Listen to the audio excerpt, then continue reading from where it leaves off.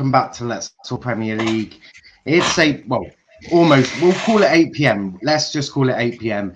It's the Liverpool show. Technical difficulties lying all over the place at the moment. But that one went better than the start of the Chelsea show, so things are improving. But we are joined by Thiago's father. I don't know if it's the real Thiago's father, but we'll see. And we're also joined by your favourite, Tom. How are we doing, guys? Yeah, real good, thank you. Yeah, real good. Yeah, buzzing. We've got plenty to talk about, including a little bit about the under-21s and about how someone really messed up. And no, it wasn't Curtis Jones, it was the manager. But we will get into all of that now. We're going to do it slightly differently. So here we go. We'll start with Curtis Jones in England. AD Boothroyd. Now, that man was the most idiotic man I've probably ever seen in a football manager. We waited 2 games for Curtis to appear. The game he appears and starts from, we perform better.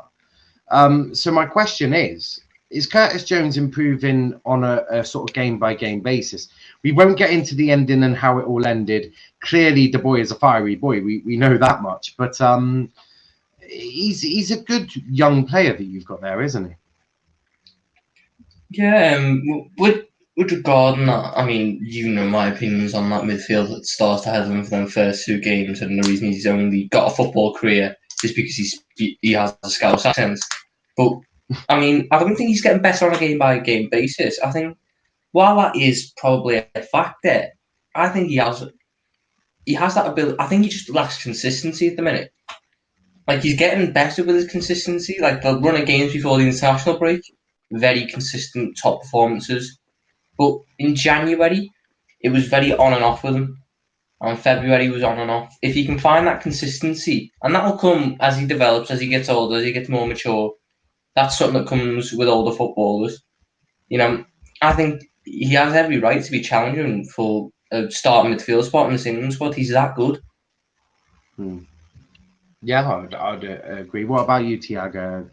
Thoughts on Curtis Jones? I mean, I wanted to see him in every game. I said that the strongest midfield has Curtis Jones in, but clearly AD Boothroyd disagreed with me. I think tactically and managerial-wise, the whole England setup is inept. You look at the Gareth Southgate, terrible. AD Boothroyd, terrible. I don't rate the whole England setup full stop.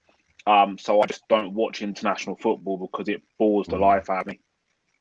When I look at club level, the only reason why Curtis Jones has been getting the level of minutes he has been this season is due to the amount of injuries we've got. I think if that squad was settled, we hadn't had the level of injuries, we wouldn't have seen as much of him this year as we have done. It's almost like been a breakout year for him. There's times when he's performed and he's been absolutely sensational. Great football. You can see that he's got a great reading of the game. You can see he wants to create, make things happen. You can also see that he wants to score goals. The other thing that I think lets him down is sometimes he holds on to the ball for a bit too long. So rather than move the ball into space, receive again, he wants to try and beat the man, then move the ball in space. And sometimes that's not the correct thing to do. Like Tom was saying, decision making will improve with age because that's something that happens with all footballers. As you get older, you develop. So it will come. But at present, do I think he should be pushing for a place in the senior squad? I reckon this Euros might have come a bit too soon based on the form of like a Grealish, a Maddison, Foden, a Mount, dare I say it, because I hate that guy. But in that position, we seem to be spoiled for options. You could even go as far as to say even like a player like Sancho could play in that position as well. You've got so many different options there at this present time that Curtis Jones just got to bide his time, keep making a difference in the 21s, as we saw he has done in the game he came on. Really, really unfortunate against Croatia for that late goal in the 93rd minute. Was it 93rd or 91st? 91st minute, wasn't it? Yeah, 91st minute. Yeah. Such a cruel blow. And I think that, I know we said we weren't going to talk about it, but I think that outburst of emotion at the end of the game was more to do with not being able to influence the result in the way that he'd have hoped to have done because of the manager. And Aidy Boothroyd failed at club level. He didn't really set the world alight, did he, at club level? And I feel like the England setup currently is a place for washed up club managers. Yeah. Southgate never hit the lofts at club management level. The England job doesn't seem like it's an aspiration anymore. It seems like it's, do you know what? You weren't really great at your club. So what we'll do is we'll take you in because nobody else wants the job. Yeah. That sums it up perfectly. I mean, if you look at all the other top national teams managers, you've got Luis Enrique, who's won the treble at Barcelona, Jogi Löw, a World Cup winner, who else? Roberto Mancini, Premier League winner, Gareth Southgate, relegated with Middlesbrough. Exactly. Yeah. Aidy Boothroyd, crap season at Watford. It's a peak one. That's for sure. Chris saying big up the power panel. Nat Beckenbauer, Curtis Jones is Scouser born and bred. Of course, he's fiery. A clown could manage England under 21s better than Boothroyd. Would England went through if the likes of Jones as they started? Yeah, without a shadow of doubt, we would have had a better performance against Switzerland. Probably got a draw against Portugal. They're crucial. We had zero creativity. You could see that. And Nketiah is not a footballer either. I put him in the same brand as not Haaland. That would be disrespectful. As Timo Werner, they're just athletes. They're not footballers. Big up Niall and the Liverpool fans. It was a brilliant show today. So we are all on other shows. Roman's Army, absolutely. The next thing, and I do need to run for 2 seconds.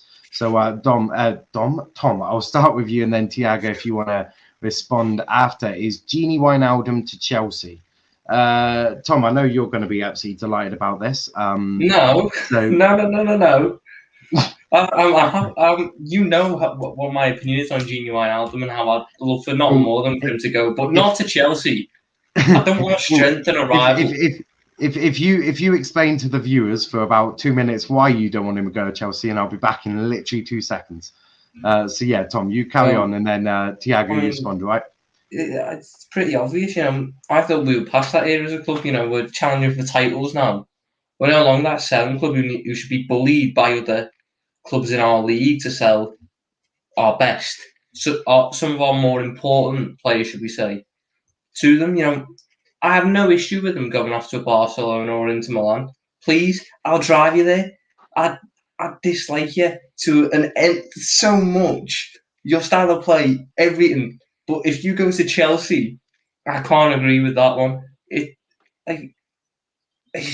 We're past that phase. Unless he wants to do Fernando Torres and turn crap for me. I don't understand how he can get much worse. But if he wants to do that, be my guest. But I'd rather he went abroad because it's better off for him, his family. It's just much easier that way. The Gini Wijnaldum conundrum. It's a tough thing to take if he does leave at all. I think he's been instrumental with the current era of football which we're experiencing. So you look at when he arrived from Newcastle, he was actually a number 10. But if you look at his running stats are unbelievable. So, and his ball retention was unbelievable as well. And that comes from the kind of Dutch influences that he's obviously got being a Dutchman, of how to retain possession, how to recycle possession. It's kind of ingrained in them with the way that they play. So he was perfect for that sort of power role in the midfield. Do I want to see him leave and go anywhere? No, because I do think he still has something to offer the club. Do I think that he deserves the kind of wages which are being bounded around as that he wants? I don't really think that we're at that stage as a club where we should be offering 30-year-olds that sort of money. We look at what happened with Arsenal, with Ozil. Big money gets offered, player dips in form. You look at Aubameyang, he's not been the same since he got that contract. You look at Manchester United, giving players big money and they're kind of over the hill. I don't want to be one of those clubs, because if we do make that mistake and we give him a big contract, he's going to be incredibly hard to move on. But there's other players I would rather see out of the door before Gini Wijnaldum. As for him going to Chelsea, that's a non-starter for me. I think it's a spurious link. I can't see it happening. I don't think that Gini would disrespect a club like that, because I think he knows, while they're not a direct rival to us, there is a divide. There's a massive dislike for Chelsea on Merseyside, and there's a massive dislike for Liverpool and North London. Yeah, so they're not. That is a divide you just simply cannot cross. Yeah, Torres did it. Raul Morales did it. Yossi Benayoun did it. Raul Morales. Do you know what I mean? They all did it, but they didn't really mean, apart from Torres. Torres hurt, but Benayoun and Morales didn't mean as much to Liverpool as someone like a Gini Wijnaldum means to Liverpool. The supporters would never forgive him for it. So I think it's not a link which is true for me. I think there's more meat on the Barcelona and Inter Milan bone. Reason being, Inter Milan are absolutely famed for signing free agents. They love a free agent signing at the moment. If he's on a free, we'll have him. That is simply it with Inter Milan at the moment. And to be fair, small prices, because one Ashley Young, if I remember correctly, wasn't he like 1.3 million or something that they spent? Yeah. So it's like that they do like a good bargain in their transfer policy must just be right. Let's look for over 30s in the Premier League in the last year of the deal. We'll have that, and that. Yeah. Antonio it's the same with all Joey. the Italian clubs. It's the same with all the Italian clubs. You look at Juve. Juve talking about signing. They signed however many free agent. Rabiot, Aaron Ramsey. They've signed. Who else have they got? Emre Can. They got on a free. And what they do is they grab these. Yeah, Rabiot. They grab these players on frees, and then they know that there's some value attached to that player. So take on a free. A year later, 2 years later, look at Christian Eriksen. Got him on the cheap. Oh, you're not really for us, mate. No, you never really was for him. Yeah, all you wanted to do is get some money. It never really was your type of signing. You're broke, so you wanted some money. That I do agree with. Daniel saying rather have Fred. That's complete bullshit. He can't even make a 2-yard pass, let alone. I know Gini isn't the greatest midfielder anymore, but he's not Fred levels. That's disrespectful to Gini Wijnaldum. Chris saying can't see Gini at Chelsea. Wijnaldum wants to go to Barcelona probably.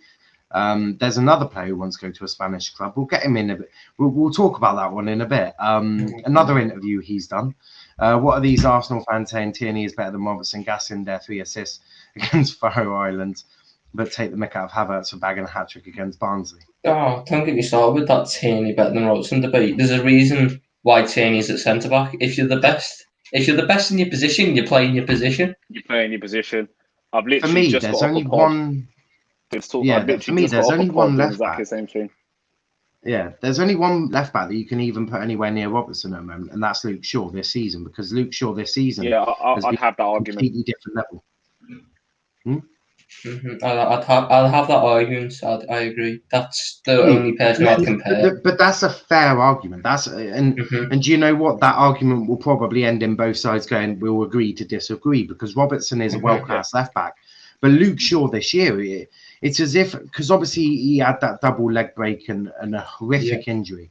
It's taken him a long time to get back to this is the Luke Shaw that United signed years ago that I found that Ollie's, he gets discredited for a lot of things, but what he's done with Luke Shaw is remarkable. But this is a Liverpool show, so we won't get into that. But yeah, to say Tierney is on the level of Robertson is just disgraceful.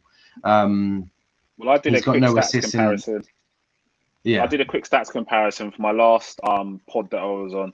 And if you look at it, Tierney's been at Arsenal for 2 seasons, Last season, he was injured for half the season, only made a handful of appearances. And Robbo won the title last year, You then look at Tierney this season. Tierney's been fantastic for Arsenal this season. You cannot deny it. He's been fantastic for club and country. But that's his best season in terms of contribution for Arsenal. So you're comparing Tierney's best season with Andy Robinson's worst season. That tells me what level Kieran Tierney's at. So you've got to produce your best to compete with Robbo's worst. It doesn't make sense to me. It's not even like it's Robertson's fault he's out of form. He's got to play with kids at the back next to him. He's got to look after them. Because he can't do what he normally likes to do, bomb on. He's got to make sure Reece Williams doesn't start wandering away. According to Sonny, Nat Phillips is Nat Beckenbauer, so... Also about Reece Williams. Chelsea don't need a midfielder anyway. We need a midfielder who can score goals. Yeah, Gini won't do that. I think much. No, he'll score goals. He'll score goals. He'll score like 3-4 goals a season. It's the assists. Yeah. Don't rely on him to create much now because he seems like playing the pass before the assist. Yeah, goal contributions. I think. Oh, sorry, goal involvement. Excuse me. I think that Chelsea do need a midfielder personally because I reckon they will cash in on Kante because Kante is getting to that age now. Whereby he could potentially be replaced. I know that PSG have long been interested. I know Real Madrid have long been interested. If the money's right, I reckon Kante would go. But there's also players that Chelsea currently have within their ranks that can fill that role. They've got Jorginho. They've got a Loftus-Cheek that's out on loan. They've got a Barkley that's out on loan. They've got a Billy Gilmore who is talented, I have to say, very talented midfielder within their ranks as well. So I don't see Gini Wijnaldum going to and obviously they've got Kovacic there, they've got Jorginho there. They've got an embarrassment of riches across that midfield. The Gini Wijnaldum link is a non-start for me. It's a non-starter. Yeah. I thought I'd chuck it in because we had the Chelsea show at 6, we had the Liverpool show at 8. So I thought I'd chuck it in to get the opinions, and the opinions is everyone thinks it's complete bullshit. So if it does happen, you're all in the mud. Because if that does happen, I'll take the apologies. And I don't think it will happen, but you see it in the news. It's got to be spoken about because just like a few other things, because there's a couple of things that we're going to talk about that people are going to be like, yeah, that's not happening, but it was in the news. So it's worth getting everyone's opinion on it. Havertz will come good next season. Also, you've got Mount, who's been one of the best players this season, who plays on wing 2. Virgil van Kabak and Naldini Phillips. What a joke. Yeah, I mean, it's not great, but Phillips making Kabak look good, in my opinion. But Nat Phillips for me Nat Phillips has stepped up, but we're not going to get into Nat Phillips and all of that. He's I'll tell you the other way around. He's a good player, but we're gonna move on to this link. Aaron Ramsey to Liverpool. Could you see that happening? No. Yes. Right, Thiago, you start, mate. Why do you think Liverpool could get Ramsey? If you look at when he left Arsenal, we were linked with him then. In the season prior to him leaving Arsenal, there were apparently talks with his agent about him potentially coming to Liverpool. Ultimately, it didn't materialise. He ended up at Juve. He's the type of player which could be an adequate replacement for Gini Wijnaldum. Reason being is that he gets through work in the midfield. He runs and he can also create as well. But his wages will be a major stumbling block because he's on a shit ton of money at Juve simply because they didn't pay a fee for him. So when there's no fee involved in the player, naturally you can offset that against wages. So a lot of these players which have been signed on frees to Serie A are on big wages. Reason being is obviously attracts them to the league because Serie A isn't exactly the greatest league. There has to be an attraction there. That's why they go for free agents to pay big money. Would he be top of my choices for midfield acquisitions to replace Gini Wijnaldum? Probably not. He'd be halfway down on my list. But we know what Liverpool are like. They draw up a list of targets, or Klopp draws up a list of targets that he wants. They discuss about it. They'll then go and see which of those targets they can get. The only other thing that would potentially stop a Liverpool move happening is his age. He is 30 or turning 30 this year, I believe. He is 30 now. I think he might turn. No, he's 30 now. He's 30 now. So he's not the type of. He's not really. If we look at our signings over the last 4 or 5 years, maybe even 6 years. We go for players which are young, which have value later on down the line. So let's not beat around the bush. We are a club that does like to sell a major asset in order to reinvest in the club. Would Aaron Ramsey have any resale value at the end of a 3-year, 4-year contract, which he's likely to want? He's probably going to want a 4-year deal like Gini does, because he's coming into his prime. He wants to kind of protect his investments, so to speak. So at 30, the best he's probably going to get out of us is a 2-year deal. But there could be way behind that as well. 2 years in and off to Cardiff, back to your boyhood club. Do you think it could be like a 2-year deal with a year extension optional by the club? We don't really like to do that. I mean, Tom will probably back me up on that. The club is very clinical with how they sign players. There's no option of a 3rd year. It is, there's your contract. It's performance led. XYZ amount of appearances, XYZ amount of goals. You get your bonuses. If we win this, we win that. You get this, you get that. That's the end of it. Take it or leave it. You know, they don't muck about with protracted negotiations because they've drawn up a list of targets, which is probably the length on their arm. So if they don't get number 1, they'll go for number 7 on the list. You know, and they'll say, "Klopp, there you go. That's what you get." You know. Yeah, that's a fair one. Tom, you didn't seem too convinced nor happy about Aaron Ramsey. What's your sort of issues with this sort of transfer if it were to happen? It's not against Ramsey. I just think we can get better players than him at the point. Like, I guess it's highly unlikely we're going to get Champions League this season, but we still have a hell of a lot of pull power. We can still pull one of the best midfielders in the world if you want, or one of the best prospects at least. You know, I wouldn't say it'd be a step back, but it'd be sort of mediocrity. No going forwards, no going backwards with Ramsey for Wijnaldum. And I think we need to try and take that next step forwards, because that's what we need to do if we want to keep challenging the likes of City and probably Chelsea soon. You know, we need to keep pushing on and evolving the squad. And I think if we have Aaron Ramsey for 2 or 3 years, it might harm us more than it helps us, considering the wages he might be on, and because he's a quite injury-prone player as well. And that could cost us a lot of value in him. You know, if we pay, let's say, 20 million for him, and he gets a bad injury in the first couple of games, we've now got someone on like 130 grand a week out for the season with no guarantees about his future and no possible resale value.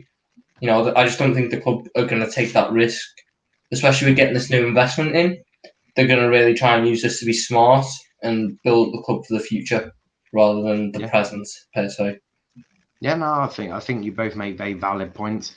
Look, is it an improvement on Gini? No. Is he any worse than Gini? No. But is that really what Liverpool should be looking for? Probably not. They need to. If you don't want Gini, you want someone better or with the potential to be better. That for me is how I would do it. Same with any top club. You wouldn't necessarily sell Fred at United to then go and get another Fred. Like it doesn't work. You might as well just give Gini another contract. He knows the club. So you both make extremely valid points. And again, it's one of them things that if it does happen, I'll be quite shocked to see it. Chris saying, I don't want Ramsey, no chance. Ramsey is good enough for Everton level, not Liverpool. I want a War to replace Ronaldo. I mean, that's as a shout. There's going to be a list, as Thiago said, we're about 10 or 20 people, and you'll just work your way through a list. You'll go, okay, so we can't get that one. We'll just keep going until we get someone we can, and that does seem quite a sensible way of doing it. Now, the next one we're going to talk about this one made me chuckle. Mohamed Salah. He's done yet another interview with a Spanish media people. He hasn't. He did it. He did it with I don't know what the correct term is. Arab, or he did it with like one of them, and then Marca, or was it Sports, or whoever published the interview. actually Mercia, they just translated it. yeah. They didn't exclusively interview him like the first time. Okay, They but took an interview from someone else and one of these translated quotes did have a sneaky thing about playing in Spain. Now, it. he nor confirmed nor denied wanting to go there. He said, "Why not?" Do you think? And there's been a lot of talk about his relationship with Klopp deteriorating, the issues with a lot of things going on. I mean, we saw him subbed for Oxlade-Chamberlain against Chelsea. Do we think we're seeing the end of Salah at Liverpool, or do you think this is just the media putting another sort of shit show on and another hurricane of crap, like they tend to do with the United and Liverpools, because their fan base would respond to it? Do you think Salah will be going, or will he be here next season? There's no coincidence that this is all starting to come around when he wants a new contract. Yeah. So he's sitting there thinking, I want a new contract. I'm 28, turning 29, isn't he? Yeah. So again, he's coming to in his head, he's coming into his prime years. He wants to safeguard his future. Yeah. So he's thinking, I need a 4-year deal. That takes me up till I'm 33. Then I can go off into the sunset and go wherever I want. If you look at historically the players that have left the club, they've all left around the 30-something mark. Yeah, we don't really like to keep past that 30-ish age. Gerrard being an oddball to the rule, and other legends being an oddball to the rule. But we typically move players on around about the 30-ish age. Yeah. So, in a nutshell, he's first and foremost, he's angling for another contract. Now, there was a link about 2 or 3 weeks ago where the Bayern Munich CEO and president was interviewed about Mohamed Salah, saying, would you be interested in Salah? They said, yes, he's a player we like, but we're not going to talk about him because he's a Liverpool player. Yeah. At the moment, clubs around Europe are now playing a game of shadows, because they know FFP is changing. And what it's going to do is it's going to open up the opportunity to go and sign players which once were unattainable. Unattainable. A season ago, you could never unearth Salah, Mane, Firmino from Liverpool without paying in excess of 130 plus £1 million. You would never get those players, and that money just typically wasn't on the table, especially for Spanish clubs. You look at the collapse of the TV deal. Spanish football is in the mud right now. Yeah. So what FFP does is it now turns around and says to someone like a Barcelona or Real Madrid, if you suddenly to get a mysterious injection of cash, you can then get a Galacticos policy going again, which means you can then go out and sign the likes of Salah, Haaland, Mbappe, Neymar potentially becomes an option again. You've got a whole host of top talented players all available on free contracts now as well, where players are letting their contracts run down. So this summer is going to be a very, very interesting summer for the big clubs in world football.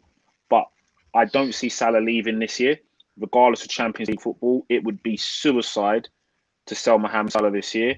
I think personally, he needs to play as a central striker. We need to get him closer to goal.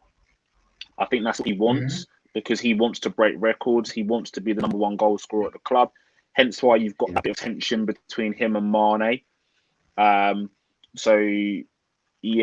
Salah doesn't go this year, but potentially if he doesn't get the contract he wants, we could be seeing an amicable divorce the following summer, but for big money. That's when the FFP money will really kick in. And the thing is, with Liverpool, you can totally believe it'll be an amicable divorce, because Liverpool don't tend to, other than Dejan Lovren, who's been slagging you off non-stop for about 6 months. I'm presuming because he's jealous he's not at Anfield anymore, and he's a bit bitter about having to go because he's not actually a centre-back, or not a good centre-back anyway. But whereas you see with other clubs like United, amicable divorce, don't make me laugh. That shit don't happen at Old Trafford. Normally there's a scandal and a full-blown argument, and then they get sold. Obviously under Ollie it could be slightly different, but the only place that you can genuinely say amicable divorce is probably Liverpool. Like even Chelsea is sort of like, yeah, you shit, please go. That's sort of the level of respect. But with Liverpool, they are a proper club anyway, and I do like them. But there is no surprise that FFP is being changed the minute that both Spanish clubs are in the mud. I mean, it's transparent, that is. I wonder why. It doesn't benefit anyone in England, that's a fact. But Tom, Salah, he's not likely to leave in the summer, is he? No, because we're in such a strong position as a club. You know, even if he doesn't sign, even if it's not him wanting to get a new deal, which I do think it is, even if it's not, and he's really desperate for a move, he's still under contract for 2 years, so we can still ask for 150, 160 million for him, which no one's going to pay, and it's realistically what we're going to ask for. You know, you're asking for the Premier 142. Yeah, 142 yeah, 150. Or actually, I'd say you could probably even get trying 170. If Coutinho was 142, with FFP changing, and let's not beat around the bush. Salah's one of the best forwards in the world, like if not the best. So you could easily get 170, 180. Yeah, I mean, I think the club are going to build around him. I think we're going to give him a new 3-year, 4-year deal, and he's going to be our main man up front for the next 4 years, and then probably going into the last year of his deal, that's when we'll bring someone in and slowly phase him out in the last stage, bring in this new one. But I think for the next 3 years, the club are planning to build around like Salah, Van Dijk, Alisson, Fabinho, them lot as the core. You know. Yeah, I think you're right, Tom, because I think they're gonna want that stability there, for when Jurgen Klopp does depart. He has made it fundamentally clear. 2024 is when the contract runs till. Yeah. 2024 is when he will leave as well. Is what he said. 2024 is when his contract runs till. That's when he leaves. The new manager coming in, whoever that may be, there's obviously noises of Gerrard. Conveniently, his contract at Rangers runs till 2024. So there's talk of that happening. I just want to go on record to say that I do not want that man anywhere near our club as a manager. I do not want him anywhere near our club. Okay? But that's another episode. I feel like that one would be quite good to get an explanation now. Why do you not I can understand that. I can understand. It's a viewpoint I saw that as well. I do want him at the club, but I don't want him to tarnish his legacy as a player by having a bad management is that career. The reason? Right. I don't want to look back on him and go, he was a quality player, but fuck me, did he cost us as a manager? What about obviously there is no way he should ever make the jump from Rangers to Liverpool. That is never a thing that should happen. If he wants to be our next manager, there needs to be a middleman. There needs to be like a Newcastle or a Brentford. That's what I was about to suggest. If he went and let's say left Rangers, went to Newcastle, got Newcastle into Europa League, did very well, helped the club, expanded his tactics. Would you then look at him and go, and let's say he's world class. Let's say at that point, Stevie G is one of the best managers in the world. Would you then want him, or are you still of the argument of absolutely nowhere near? No. That is shocking. Reason being is that man has given me so much. Yeah, I remember being sat there, 2005, watching the Champions League final as a preteen, and I was in tears. FA Cup final, Gerrard, League Cup. He's just given us. He gave his life to the club, and you look at previous examples that have gone by. You look at what Chelsea did to Lampard in the mud. Yeah, all the Chelsea fans are like, nah, Roman will never get rid of him, this and that. I was like, Roman is Mr. Triggerfinger. He will get rid of him. Gone. Roberto Di Matteo lifts the Champions League with Chelsea. Last 3 months after that, gone. You look at, to be fair, a lot of them are Chelsea examples. You look at Vialli, Hullet. The list goes on. I'm sorry. But that's because Roman Abramovich has got the patience of a 3-year-old toddler. But I just look at some of the slander that gets plastered on Twitter about managers, and I just really, really want his legacy to remain intact. I would rather get someone like a Xabi Alonso back. I'd have Xabi Alonso back because he doesn't belong to the people like Gerrard belongs to the people. Now, I'm not from Liverpool, but I still have an affinity with the club. He belongs to us. Yeah. So you can't put someone on that pedestal to then give them that exposure to potentially knock him down. I would see him back in a director of football role, like an Edwards type of role. I'd have that all day because there's a bit of protection there. I'd see him back as an assistant. Or as an maybe assistant. If like a Xabi Alonso does come in and bring Gerrard. I wish I knew we were going to talk about this, because this would literally be the headline. Don't want Gerrard anywhere near my club as manager. I mean, I can understand that point so much because it's something I've thought about. I mean, regarding the Alonso thing, I completely get it. You know, if Alonso was to come in and not do well and, you know, set us back a couple of years, his legacy would be like, great player, poor manager, but it wouldn't hurt. If I'd have to sit there and go, Gerrard didn't help this club at some point in his career, it would hurt, because that man was Mr. Liverpool for the past 20 years. He's everything to us. He means everything to us, and even to the point where I wouldn't want it for him, because you look at how what happened after the slip that they all talk about. The slip. But just to go on record, nobody talks about Aspilicueta's slip in the game that cost them the title in the same year, because he slipped before Gerrard. But Chelsea fans don't mention that. Yeah. So when you look at that and look at what it done to him as a player, it physically tore him up. It mentally tore him apart. Like he talks about in his book, and for me, if Liverpool, let's say for example, we're in a position where we get to the last day of the season and we're challenging for a league title and we don't win it, that will be our Gerrard's choked again. The headlines, you can just hear the headlines. Anything that happened at the club, you can just hear and see the headlines. It's just way too much. But if there's any man that understands how to potentially deal with that pressure, it is him.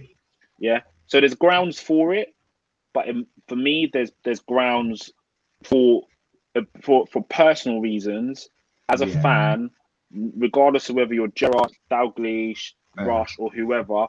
Nobody is bigger than the club. So I will always side with the club over anybody else. And I know that a lot of supporters would do the same thing. You're always going to side with the club.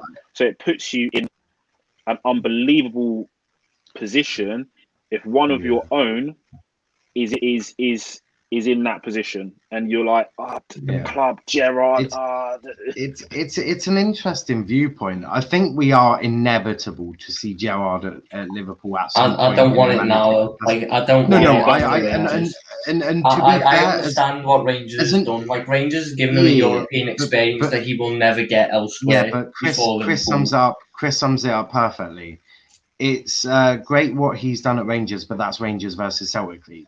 There is no way the likes of Aberdeen, Hibernian, Motherwell, Ross County challenge Celtic and Rangers. It is a two-man league. There's options there for him to obviously to come back to the UK. There's plenty of teams that he could potentially go to. I reckon Leeds would be a good fit, because I can't see Bielsa being there next season. I think Bielsa will move on. We can rule out like at least 4 or 5 clubs he won't. I don't want him such a Newcastle. I don't want him such a Newcastle, to be honest. I don't want him in that toxic environment. If they get a new owner, I mean, Mike Ashley at some point will sell that club. I have no doubt about it. When I have no idea. Well, they were meant to get bought by the Saudis, weren't they? A couple of comments here. Always Salah rumours every season. Has been a Liverpool media building it up again. Shouldn't be a surprise. Big up everyone in the chat and stream. Absolutely. Salah wants a new contract. Hit the like button. Definitely hit the like button. Hit the like button. Subscribe to the channel. Go check out Tom and Thiago's father on Twitter. Go share, retweet my last tweet. Both of them are tagged in there as well. So if you haven't, I'll be surprised if you haven't followed Tom on Twitter, considering he's been here from the very start of the channel. But if you haven't, then go check them both out. Chris saying couldn't care Les Lovren has said we did the right thing. Yeah, of course. There's no doubt about that. I Chris think saying, Lovren's having the last laugh at the moment, isn't he? Because we needed a centre back. Yeah. He's sat did there thinking he's, did you need smashed it. did you need a Lovren though? I don't know. I would have I would have taken a Lovren when Reece Williams was starting. I can't lie. Yeah, that's when Reece Williams was our starting centre back, it was a dark time. I was wondering whether Alan Hansen's got his boots, get him back in the pitch. Chris saying Gerrard needs on as well. Gerrard needs to prove himself at Palace or Newcastle. Or even a Southampton, someone like that, sort of mid-range Premier League side, I think would do quite well. With Gerrard, he needs a club that has got that fan base, yeah. Emotional connection with his fans. Emotional connection. You look at Rangers, the fan Newcastle. Base. No, Newcastle potentially. Yeah, Newcastle potentially because they feel St James's week in, week out. They're all up there with the top in sub-zero temperatures. It's an emotional club, and he could tap into that. But it's a poison chance. Rafa did a great job when he was there. Yeah. If Newcastle got new owners, then that would be the perfect place because it's an emotional fan base that he can tap into, and he can build that love and that. We've got because I was talking, I think it was backstage one time. I was talking to Tom about Scousers and projects, and they don't leave because we've currently got a Scouser at Argyle, and he's a very emotional guy. Loves the club, loves the fan base, wants to do well. And he gets it back, and he's got his own chant. We love him to pieces. I definitely. Look, if we didn't have Ryan Lowe, I'd be like, what on earth are you on about? But now we've had one. Now we've had a sort of Scouser in charge. I can understand completely about that emotional sort of relationship. I'm not from Liverpool, but I love Liverpool as a city. It's an amazing place. Yeah. Like, I love the club. I follow the club since I was a child, yeah. When you are in and around that environment, and I get up and watch games with them, when you're in and around, the connection, with the club is then breathed through the people, The connection with the people in the city to the club is deeper than just football for Liverpool, and that's kind of ingrained in you, from a young age, deeper than football. Even down to us guys that are outside on the peripheral, it's ingrained in you. It's bigger than football. That's why you see that kind of emotional attachment with clubs that they do. And I feel like a Leeds would be a great place. That is a sleeping giant. He could go into a Leeds and absolutely spin that around. Yeah, Newcastle. It's a supportive owner as well, isn't it? That owner loves Leeds as well. I thought, don't Liverpool and Leeds hate each other? No, there was a bit of distaste when we took Harry Kewell, but that's it. Then Harry Kewell was crap, and so we were sort of back on neutral terms. Oh, so they got over it quite quickly then. Chris saying, do you think current assistant Pep Linders will be the next boss after Klopp? I could see it happening. But I don't see it being a long-term thing. It would be like a one-year stopgap thing. Did he go to? I can't remember what team he went to, and he was absolutely trash. Yeah, it was like the Dutch second division. Yeah, he was trash. Maybe you do see sometimes these assistants, great assistants, but absolute dog shit managers. One that springs to mind is Mike Phelan. Mike Phelan was absolutely wonderful under Fergie. Arguably one of a big reason why United went and dominated that era of football. When he went to Hull City, he was a completely different level of trash. Rene Meulensteen as well. Rene Meulensteen, terrible. Yeah. You see it all the time, and sometimes these assistants or these coaches, they do great as assistants and coaches, but they never really do well as a manager. But Chris, I need to talk to you about topics for next week because you asked some good questions. So I'll message you. I'll be like, what questions should I ask this week? The next one that I've got though is Mbappe. Could we see? Because apparently Liverpool are doing groundwork. Now, don't ask me what Liverpool groundwork means because I haven't a clue. Could we see Mbappe? Please don't remind me of Liverpool groundwork. The last time I heard the phrase Liverpool groundwork was at Ian walking around Ukraine trying to find Dynamo Kiev to sign Konoplyanka. So could we? that is hilarious. Could we see Mbappe joining Liverpool in the summer? Not this summer, no. Yeah, I don't think it would be this summer. It could probably be next. There's a lot of what a lot of people, and I keep on having these conversations with the team of guys which I'm part of. Shout out Never a Foul. Follow Never a Foul on Twitter and on YouTube. So that's kind of guys which I work with in terms of podcasts mainly, and obviously the Red Sea Pod as well is my Liverpool podcast also. With the Mbappe deal, this is probably 2 years in the making. If you cast your mind back to when we won the Champions League, John Henry met purposely with Mbappe's father and Kylian Mbappe, and they went on a yacht and private jet, and they were talking and whatever not. So there's a communication there already with the family. They established the lines of communication quickly. Obviously, when you look at Nike as well, when we came with Nike, there was part of the contract terms. There's rumored that Nike have said part of their global exposure. This is why New Balance lost in the court proceedings, was because they couldn't give the same global exposure as Nike. And included in the global exposure is the promise of a Nike athlete. Now, if they were to bring a Nike athlete to the club, that then means more shirt sales. Nike can kind of underhandedly pay part of his wages. Yeah, I was just about to say, would that be similar to Adidas when they bought Pogba to United? Because 100%.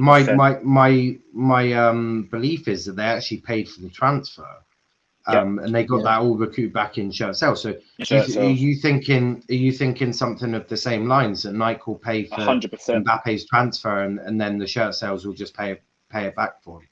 100%. So what sponsors are doing now is they're trying to find creative ways to get in with clubs.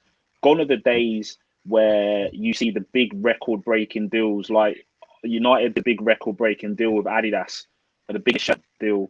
That's not upfront cash. United actually lost money because they failed to qualify for the Champions League in their first year of their Adidas shirt deal. So Adidas will quids in. This is how these sponsors work. It's commercial revenue and commercial value to the club. And in order for the club to be commercially viable, they have to have the right assets at the club in order for them to sell shirts. Now, if Mbappe comes to the club, you've already seen the connection with Mbappe and LeBron James. Obviously, Redbird. LeBron's now at the club as well. He's now got like a bigger stake in the club. Yeah, so 10% stake in the club from Redbird Investments. People are also forgetting with LeBron comes Maverick Carter. So do a bit of Googling on Maverick Carter. He is he's a massive. Yeah, he knows a lot of connections in terms of the commercial world, and he's very good at getting sort of commercial deals done. Yeah, so I don't think it's too much of a far-fetched thing seeing Mbappe, rock up at Liverpool. He is what, the stars now? All seem to align. That's the thing with this. The stars all seem to be aligning. Everything seems to just be falling perfectly into place. How old is he? 22 now? Yeah, I think 21, 22. Not much older than that. I think he'd be the figurehead of the club for 10 years if he was to join. That's the thing. I can't see it being a long-term signing. I could probably see it, 5 years. So one contract, another contract, and then it takes him to 27, 28. And then we cash in, and he then gets the big move to Madrid or a Barcelona or back to PSG, wherever he wants to go. But I do feel Liverpool is a project which he's interested in. It's been, he's made noises in the papers about the link there. He's made noises in the papers about, his family meeting with FSG and so on and so forth. There's no smoke about fire. It's definitely a player which we would be interested in. Yeah. Tom? Mbappe? I remember when we got Thiago last season, and I sat there and thought, this is probably the first time in my lifetime that a genuinely world-class player who's wanted to join my club. And if Mbappe was to join, that would be new levels for this club. That'd be the first time we've ever done like that. He's not a bad player, is he? He's not too bad. I mean, I could only dream of Salah, Mbappe, Thiago, Fabinho, Van Dijk, Alisson, Trent, Robbo. Like, I remember 5 years ago when we had Mario Balotelli and Ricky Lambert leading the line, and them dark days where we were celebrating 2-1 victories versus Aston Villa like our lives depended on it. Now we're in a position where I'd say, not like confidently, but privately, I'd say we're the favourites for them, and I could see it happening. And my God, do I want to see it happen? Chris has got some interesting comments to make. He said Bill Shankly handed the keys to Rob Paisley. Paisley was assistant to Shankly, so has happened before at Liverpool. We're not getting Mbappe. How many times do I have to say it? Some of our fan base need drug tested and stop living in cuckoo land. How the fuck can we even afford him? Anyway, not happening. To be fair, Nike would probably be a big part of affording it anyway. We're living in these circumstances. We need to rob a bank we need to rob every bank on earth to sign Mbappe. Let's sign a petition. We're not getting Mbappe. If we do not, then I'll do a forfeit. I'm that confident it's not happening. You're entitled to your opinions. That comment wasn't aimed at you guys, by the way. Big up to Chris. He's always in here. Lambert winner away to Villa was the limbs. Oh my God, yeah, Ricky Lambert. Oh God, yeah, Ricky Lambert. Our replacement for Luis Suarez was Ricky Lambert. Don't remind me. Oh yeah, actually, I've just remembered how peak that was for Liverpool fans. Swiftly moving on before Tom starts really dreading coming on this week. Firmino versus Arsenal. Now, we will do an Arsenal preview in a second, but Firmino has one heck of a record against Arsenal. In 12 games, he's got 8 goals, 3 assists. So clearly Arsenal is a team that Firmino likes to play against. You would be stupid not to start Firmino against Arsenal, surely? No, because what's he done recently to warrant a start? Well, Tom, with any other team, I'd agree with you, but then that record against Arsenal is one I quite like the looks of. Do you not think that you look at that record and you go, you can then save Jota for Madrid, you play Firmino, he hopefully bags a goal, and it won't spur him on, of course, it's Firmino. But starting he's got such a great record against Arsenal that surely you want to tap into that. Hopefully, I'd say Firmino for Real Madrid first leg. Would you personally? Really? I would, because I think for that first leg, we aren't going to be on the front foot as much. You know, we're away, we're in Spain. You know, they'll probably have a little bit of confidence. But I know they've lost Ramos, but you know they're getting a couple of players back from injury. Danny Carvajal, Hazard might make it back. A little bit of confidence. I think we might need, because we're going up against a world-class midfield with that Real Madrid team. Firmino will drop back and do some dirty work in the midfield, which I don't think we can rely as much on as Jota. I've got to remember, Arsenal aren't like a team that were, you know, going to blow out the water or anything. You know, they're a good side, and we need to treat them seriously because there is still a slim, but still a chance at top 4. And to get it, we can't afford any more losses. And you've got to play your most informed, your best players. I mean, Diogo Jota's got 3 goals in 2 games at the minute. He's high on confidence. I just don't think you can drop him. I agree. I think Firmino is on the bench for this game. I think he needs to assume a new role in the club. New role is that super sub where he comes off the bench at the 60, 70 odd minute, just to give us that little bit of something different.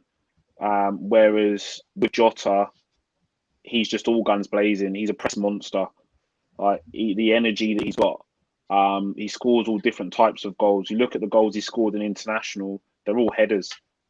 You know, so he's got that. He's got that kind of that goal ratio in his locker. The other thing to bear in mind is we talk about the kind of form Liverpool are in. The drop in form for me coincided more with the injury to Jota than it did to the injury to Van Dijk. We were still sort of leading in the Premier League after Van Dijk got injured with Gomez at the back. Jota got injured, and then Firmino came back into the side, and we looked like we were out of ideas. Since Jota's come back after the injury from the Champions League injury, it's like he's just, picked up where he left off.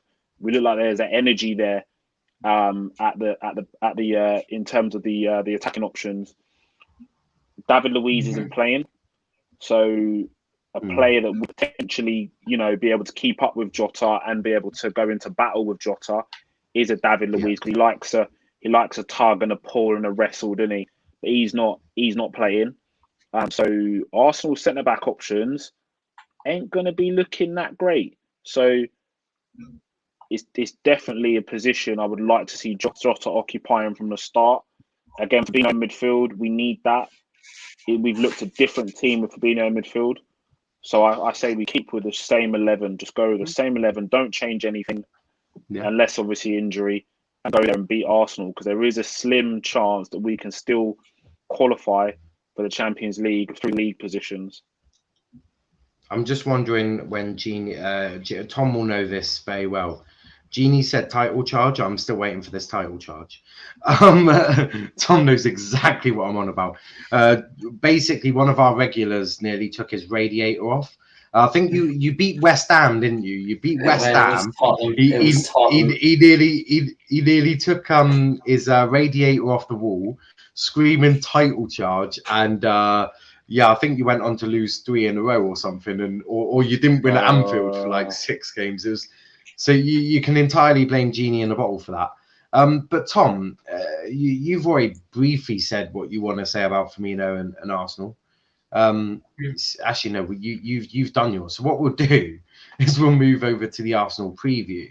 It's our last one before the quiz. And Tom, I believe that Thiago was born. Well, he'll know the main ones. He mentioned 2005 FA Cup final, so he'll be able to help you. That's a huge hint on that one. So you've got a better teammate this week than you did in the last one. I'm sorry, but last week was a travesty. I had to deal with a question from 2003 when I was 2, and my other 2 teammates weren't born. And one of them had a continuous nosebleed. That is correct. But Arsenal preview quickly. Before we do that, Chris saying we've got a poor record at the Emirates. I think 2-2 draw. Both teams' defense has been better than Arsenal's. But Arsenal's attack threat. Big up to RK. Looks like it's a 2-man thing for the United show tonight. It's going to be hilarious. Poor record at the Emirates. What? Well, I've been there on a number of occasions where we slapped Arsenal. I think he means recently. Recently, I think our last win was the game where Coutinho scored that free kick. Yeah, recently it's not been a good hunt. It's not been a good hunting ground.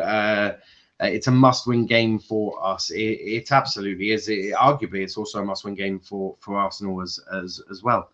But Tom, Arsenal preview. Can you win? If so, by how many goals?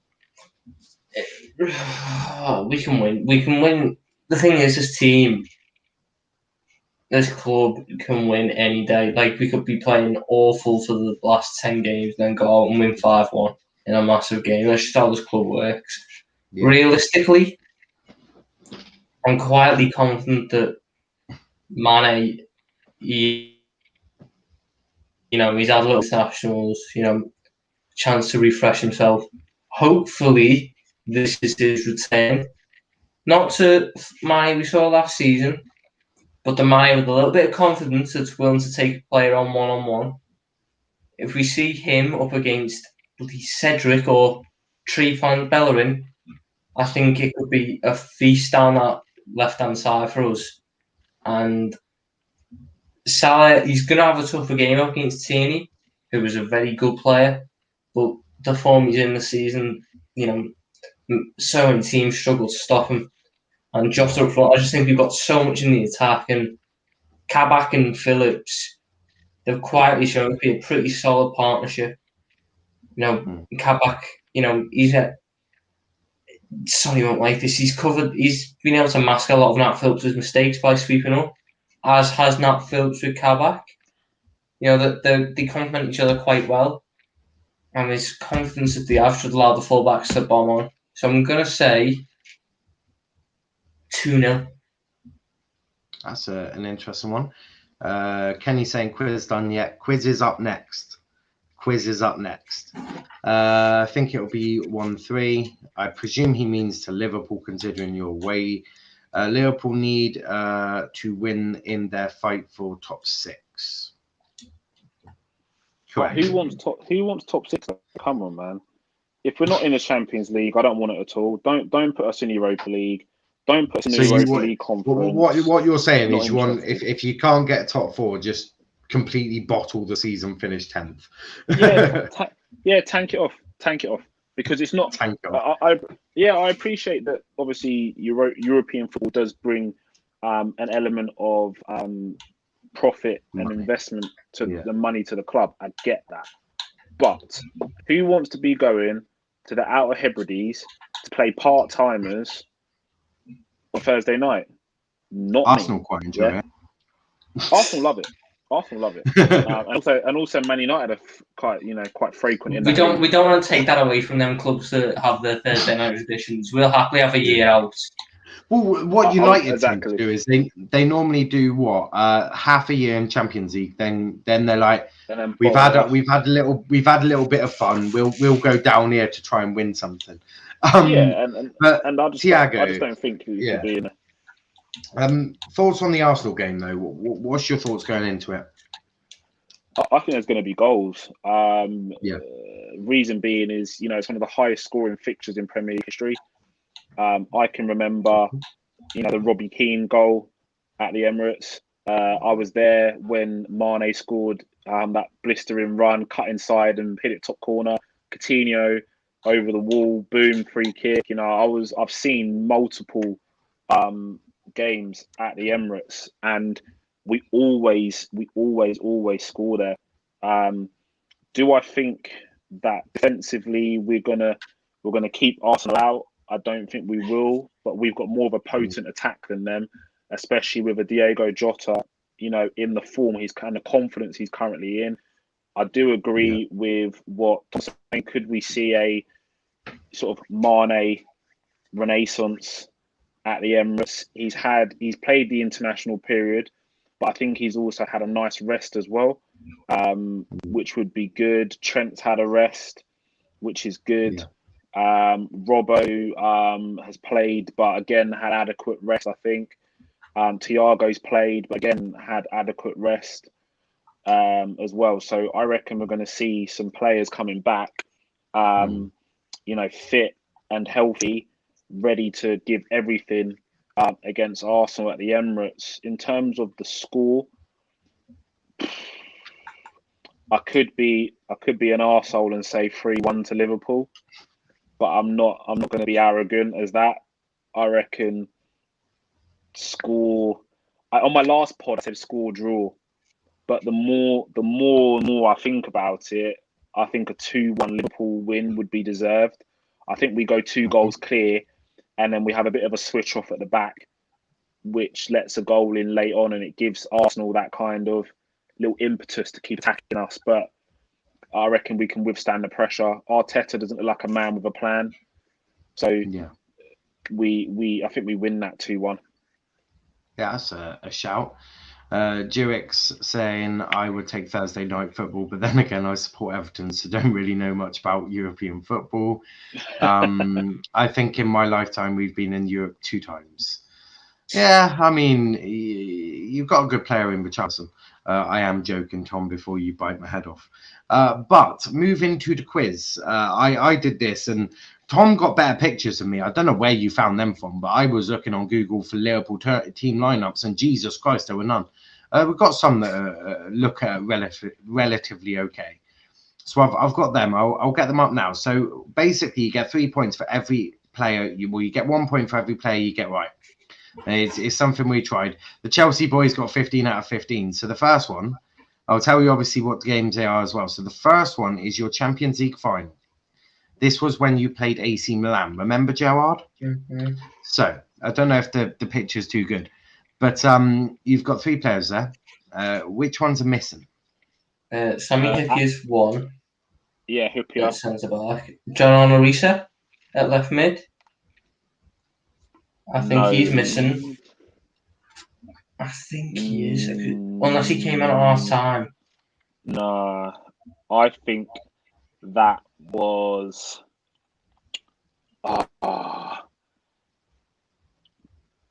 Was it Jebril Cisse? Jibril Cisse came on an extra time. I remember that because he came on an extra time. Or I know that Smeetsa came on at half time. Half time. Finnan went off at half time because he was injured. Kuhl went off. Gerrard went to the back there. Yeah, Kuhl went off after like 20 minutes for what's his name? Didi Hamann. Yeah. Oh.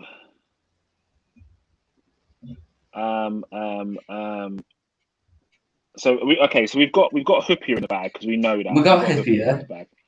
Yeah. Because I thought Kuhl started out on the left, not in the central position. So I would have said Kuhl on the left and Didi in the middle. Luis Garcia on the right. Luis Garcia was on the right because he should have got a penalty for a handball which weren't given, and then they counted up the other end and Crespo scored. So Garcia must have been on the right. Risa must have been on the left and Hippier at the back. And then when Kuhl went off, Didi Hamann dropped into the middle, Gerrard behind the striker. Then when Finnan went off, Gerrard dropped down to right back, Smeetsa to the right, Garcia to the middle, and John Risa stayed on that left for the entire thing, is my thinking anyway. Yeah, I think you're right, but I can't. Yeah. Oh God. So we're going. I'm Hippier, sure. Risa, Garcia is my thinking. Because I know who came on. Yeah, I'm pretty because Risa got the assist for Gerrard's, but I can't have come on at half time. That's my thinking. I know he was on the pitch, but he can't have come on at half time, so he must have started. And Traore was a centre back that game because in the second half he made the goal line clearance. As like a left centre back. Yeah. Are you going to go John Arne Risa? Yeah, okay, so cool. Let's recap that. Yeah, so we're going Hoopier, Garcia, and Risa. I'm not sure on Risa, but if you want to put your balls. I'll put my neck on the line. It's John Arne Risa. Right. The next one we've got is Manchester City, 2018. Who's missing? I know. Robertson, Joe Gomez was right back. He got spanned by Sane, and Emily Chan had a blinder in the midfield. Yeah, and Chan, yeah. Okay. Next is Manchester United in 2017. Who were missing?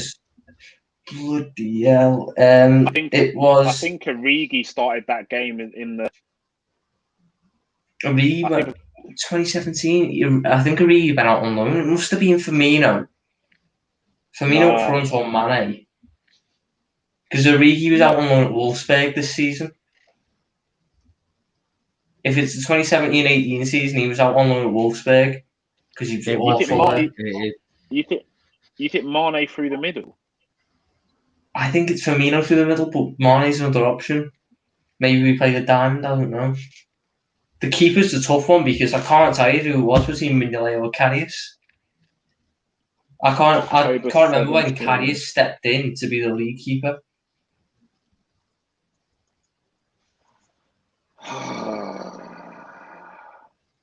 And Tom, you can't tell me that I've tricked you on this one because it's from 2017, so I'm sure you were alive. All right. Jesus Christ. This is the game where John Matip had like that chance which they had a mad save for. Yeah, he did. It was such a bad 0-0. Right, the midfield must have been Wijnaldum, because Milner hadn't like properly sort of broken it. Milner was still classed as a left back this season. It must be Wijnaldum at right centre mid. You think? I'll put my neck on the line again and say it's Wijnaldum right centre mid. And who's going striker?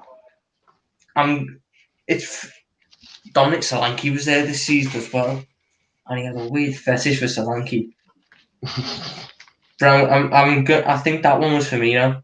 I seem to remember Firmino letting Coutinho have a shot in like the 30th minute that just went wide, because that's how bad the highlights were. No.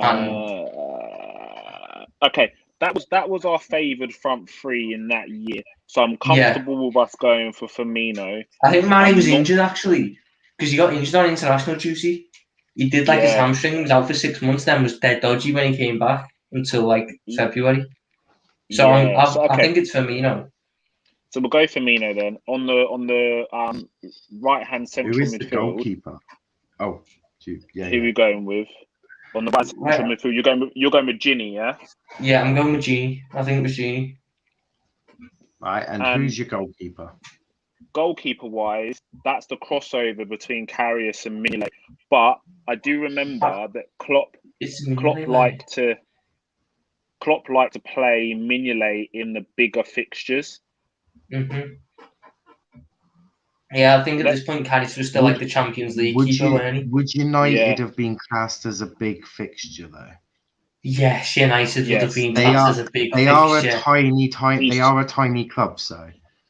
He's trying to draw you out. Don't bite, Tom. No. It's Simon. It's that awful Belgian goal. So we have to choose between an awful German or an awful Belgian. Right. So who are you going for? Mignolet. Wijnaldum, Firmino. This is where it gets a bit dodgy because the pictures weren't great. I won't lie to you. The next one is this one. This is I think FA Cup final. So who are missing? Ooh. Djibril Cissé up front because he scored the first. Yeah, Cissé. I think. Was it? Surely you've not done Hippier twice. Sure. I can't possibly comment on that, can I? Or was it? Was Stefan Onshow still there? I think he went like 2004. All I'm gonna say, Tom, is have I done Hippier twice, or have I not? That's the big question. By that tone of voice, you've done Hippier twice. I think that's Hippier at left centre back. It must be because we were getting done for pace, and Carragher was the quicker out of the two centre backs because he scored a goal that day trying to recover. Yeah, he did. So it must be Hippier because Hippier went quick.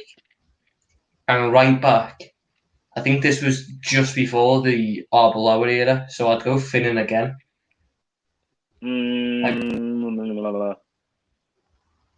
I'd go Finnan, Hippier, Cissé, but that's like first impressions. I can't. This was before Cout, so it's definitely Cissé up front because we didn't make a first half sub. So who's right back? Who's the other right back we had then? Kronkamp? He didn't play in an FA Cup final, did he? We didn't start him. Jan Kronkamp. It must be Finland. I can't think of anyone else. Stick your neck on the line then. Djibril Cissé, Hippier, and Finnan. Because I think that was our strongest lineup at that point there. Right. Yeah. And Finnan was our first choice right back. So we'll go with Your last one. We started with a Champions League final. We'll end with a Champions League final. This is your team from Hotspur. Mm-hmm. Who are missing? I was gonna do Trent, but he had a really big name and it wouldn't cover it properly. Because you see this every couple of weeks on Twitter, the fact that this team only ever played together once. Yeah. It's Matip at the back, Fabinho at the 6, Fabinho Mane. 6, yeah. Mane, yeah. Right. So, You got 14 out of 15 last week. Because see how I many- was trying to guess a fixture from when I was 2 years old. Don't think I'm dropping that anytime soon. To be fair, why couldn't you remember? To be fair, it was a very difficult one. I never said these were going to be easy. That's the thing. Jerick said Mignolet, Origi, someone else, I think. Karius, not Origi. The GOAT Smalling, Jones and Smalling. We were first at a time, they were 10th. There's no need for discrimination against league positions in the 2017 game. So, your first one was obviously Champions League final against AC Milan. You said Hippier, Garcia, and John Arne Risa. 3 points. You got all 3 correct. The second one was against City. You said Emre Can, Robertson, and Gomez. That's 3 points. The third one, you said Mignolet, Gini Wijnaldum, and Firmino. That's 3 points. You got all 3 right there as well. Number 4, you said Hippier, Finnan, and Cisse. Did I do Hippier 2 times? Did I try and catch you a double bluff? You did. I did, yeah. You got 3 points. Yes. And then the last one was Matic, Fabinho, and Mane. So you got 3 points. So that is the second team that has got 15 out of 15. Obviously, the Arsenal boys are. Have you got a bonus question? Because I'm not drawing with no Chelsea scumbags. Think something off the top of your head, as hard as you want. Throw one in there. We're going for the win. I know. Actually, no, I don't. Bonus. Come on, bring it on. I'm trying to think. Listen, take as long as you need. I ain't got nowhere to be this evening. I want this bonus point. Tell me all of your goal scorers in your FA Cup final. What, against West Ham? Yeah, the one that we did. So that team that we put up against West Ham. Cisse. Tell me all your goal scorers. Cisse scored the first from a quality ball by Stevie. And Stevie scored the second from a knock-on from Crouch. He did. And then it was Stevie's worldie. And then we won on penalties. We won on penalties, yeah. So Stevie grabbed 2, didn't he? It was a knockdown, and then it was the absolute banger where he's flat out on his feet and he's just swung a boot at it, if I remember. Because he was getting subbed off. I need to go check this. He was going to get subbed off for whoever. It's an absolute screamer. Right. Gerard Jones, Cisse. So, what? So, what was all 3 goal scorers? Cisse got the first, Gerard got the second, and Gerard got the third. Correct. I'll give you. I could even name you the penalty takers if you want. You'd had Didi Hamann. You'd had Didi Hamann. You'd had John Arisa. You'd had Stevie G. And Hippie and Mr. Penn. And Pepe Reina saved I would take the penalties, but it doesn't show me the penalties on the match report, so I can't do penalties. But you have got 16 out of 15, so I now need to think of 2 bonus questions for the United show if they even get that far. RJ's not getting. RJ's on his own. He's got a bit of a pence. He has got a pence as well. I don't know if pence will be there for that. Kenny saying, for fuck's sake, these are too easy. Too easy. I chucked in one of them from 2004, one of them from 2006. I can tell by the trashy midfielder in his profile.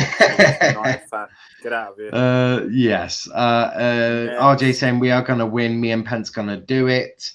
I need to think of 2 bonus questions for them if they do that. So 16 mate, I designed your questions, mate. So if United if United get 16, you got to bring me and Tom back for a tie break. Next week, get everyone on. We're doing an ultimate quiz. We're gonna. I have literally got that. I have, believe it or not, Tom. You've literally said an idea I genuinely have had. The only thing I'm working on is how to do it. So whilst doing it, it's so tricky because I need to think about how it will be done and all of that. But that is in the pipeline, a monthly quiz for the boys. They'll all get teamed up. But we have come to the end. It's been an absolutely smash and shove. Absolutely loved every last bit of it. Kenny saying, do you need anyone for the United show? I've got RJ and Pence. We're going to keep it small because I do have something I need to do as well later. So yeah, we're going to keep it small. We're going to keep it quick. That's how we're going to do it tonight. Luckily, we haven't got too many people. But make sure you're in the comments, Kenny, and we'll get you on the Brighton match reaction on Sunday. But we have come to the end. Make sure you do go check out our socials. Go check us out at Let's Talk Premier League on Twitter. Let's Talk EPL on Twitter. Go check out our Instagram at Let's Talk EPL_. Join our Discord server. We're on TikTok, Let's Talk Premier League. We're everywhere. You can find us absolutely everywhere. The grind is real. And a big up to the 6 subscribers we got in just this show, which is quite remarkable. We love to see it. The Liverpool boys doing their bit. Need anyone for any Everton things soon? We will be doing something. Top side, you ain't getting on there anytime soon. When Everton play a big side, I'll definitely get you on that. For fact, you can get them on. But you can find me at Nile_PAFC. Tom, where can they find you, mate? Somewhere there. Yeah, you can find him at _Tom_Little__. And Tiago, where can they find you, mate? So you can catch me at Tiago's Father89 on Twitter. Also follow at Never a Foul on Twitter and YouTube. We have got multiple fan channels on there. We've got Liverpool launching very, very soon. We've got Arsenal. We've got City. We've got Chelsea. We've got Spurs.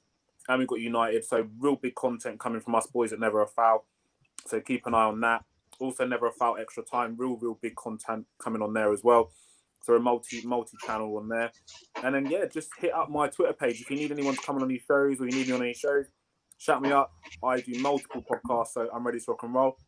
I'll also be inviting these 2 absolute gems on to our channel as well. So you're probably going to be able to catch these boys on our shows also. And definitely, Tom, I'm getting you on a Liverpool show because you are a top big. So you'll be on a Liverpool show with me very, very soon. Same thing with you, mate. Being a quality show. And you will absolutely see Tiago's father back here because I've thoroughly enjoyed it. Someone who we're taking on anyone. Chelsea can have 10 lads. Those 2 will carry you. The other thing is I am careful with who I try and get on. I want the opinions to be sensible and they know their club. And Tiago definitely knows his shit about Liverpool. So you definitely see him here a lot more than we have previously. A debut show. Very good one, though. I've thoroughly enjoyed it. Gini and Sonny have been doing what they're doing. I mean, Sonny is currently noshing off Nat Beckenbauer. Gini is currently in hospital sorting out endless nosebleeds. He's not in the hospital. He's sat in his room going, do I really need to get this checked out? I think I'm Absolutely. But make sure you go check out absolutely everyone. You've said Tottenham. They are the only side we haven't sorted out yet. I've literally sorted out Chelsea, United, Arsenal, Liverpool, and City. Haven't sorted out Spurs. That is coming. Don't ask me. It's not going to be.